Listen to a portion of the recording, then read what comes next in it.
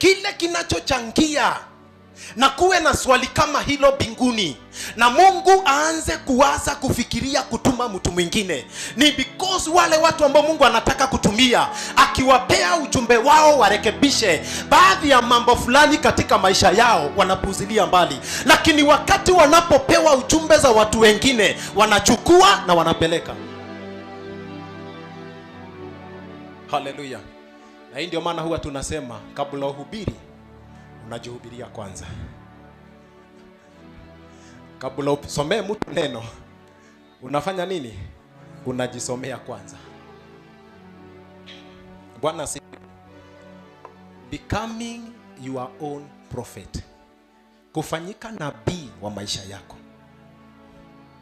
inaweza ikakuzuilia usifikie baraka zako kwa haraka. Hallelujah.